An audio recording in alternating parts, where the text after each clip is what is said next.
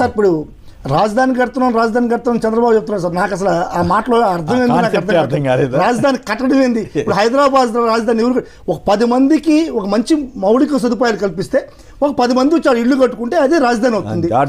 ఆటోమేటిక్గా పెరుగుతుంది, సదుపాయాలు పెంచుకుంటూ పోవాలా. నేను అట్ట కాదని చెప్పని రియల్ ఎస్టేట్ వ్యాపారం మాదిరి ఉన్నది, కానీ ఇది రాజధాని కన్స్ట్రక్షన్ మాదిరిగా ఖచ్చితంగా లేదు సార్ ఇది. ఎందుకంటే ఇప్పుడు ఎవరు లేరగా మీరు 1 లక్ష ఎకరాలు మీరు బౌండరీ క్రియేట్ చేశారు. ఆ 1 లక్ష ఎకరాల్లో వేరే ఎవరు రానివ్వు. ఇంకా రాజధాని కట్టుకునే వాళ్ళు మనుషులు ఉంటేనే కదా రాజధాని. మనుషులు లేని రాజధాని ఇంకా రాజధాని ఎట్ట అవుతుంది? అది 1 లక్ష ఎకరాల్లో మనుషులు ఏ విధంగా వస్తారు? అంతా నీదే ల్యాండ్, పక్కన కట్టుకుంటే ఇంక ఇది ఇంత ఖాళీనే. అమ్ముకుంటే జనం రారా? అమ్ముకుంటారు. అది చంద్రబాబు నాయుడు అమ్ముకుంటే జనం వస్తుంది. అది కాదు, ఎవరైనా రైతులకు ఇచ్చిన ప్లాట్. ఇప్పుడు ఒక రైతు దగ్గర ఒక రియల్ ఎస్టేట్ కంపెనీ పోతుంది, ఒక 100 ఎకరాలు కొనుక్కుంటుంది.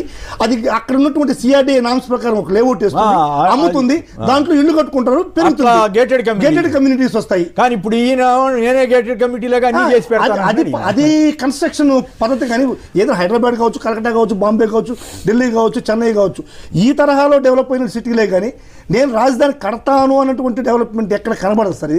ఇది రాజధాని కట్టడానికి అసలు ఊహకు అందనటువంటి ప్లానింగ్ చేస్తారు తప్ప ఇట్లా ఒకసారి ఒక 10 కిలోమీటర్లు పెరిగింది. ఆ 10 కిలోమీటర్లు పెరిగినప్పుడు మౌలిక వసతులు కల్పించు, అప్పుడు రింగ్ రోడ్లు అయ్యి దానికి కావాల్సిన స్కూల్స్, వాటికి కావాల్సినటువంటి అరేంజ్మెంట్స్ చేయి, అక్కడ ఉన్నటువంటి ప్రజలకి సౌకర్యాలు కల్పిస్తే ఇంకో 10 మంది వస్తారు. 10 మంది వచ్చి లేఅవుట్లు డెవలప్ అవుతాయి, గేటెడ్ కమ్యూనిటీ వస్తాయి. వాళ్ళ తరహాలో రాకముందు, ఇప్పుడు అమరావతి రాజధాని రాకముందు అక్కడ గేటెడ్ కమ్యూనిటీస్ రాలేదా? ఇప్పుడు గవర్నమెంట్ ఏమన్నా వాళ్ళకి డబ్బులు ఇచ్చిందా? వాళ్ళ కాలనీలో రోడ్లు వేయడానికి వీటన్నిటికీ ఇచ్చిందా? అన్ని రోడ్లు అన్ని ఉంటేనే పర్మిషన్ ఇస్తామని చెప్పారు. ఇప్పుడు ఈ గవర్నమెంట్ ఏమంటుంది, మేమే వేసేస్తామని చెప్పి జనం డబ్బు తీసుకెళ్ళి అక్కడ అప్పులు తీసుకొచ్చి ఖర్చు పెడుతున్నారు. ఇప్పుడు అవసరమైన బిల్డింగులు, అవసరమైన ఇన్ఫ్రాస్ట్రక్చర్ ఎవరు ప్యూర్గా చెప్పాలంటే ఇప్పుడు ఏదైతే రాజధాని ఏరియా ఉందో ఆ రాజధాని ఏరియా నాట్ ఫిట్ సార్ రాజధాని. అది సరే, అయినా కూడా వినలేదు.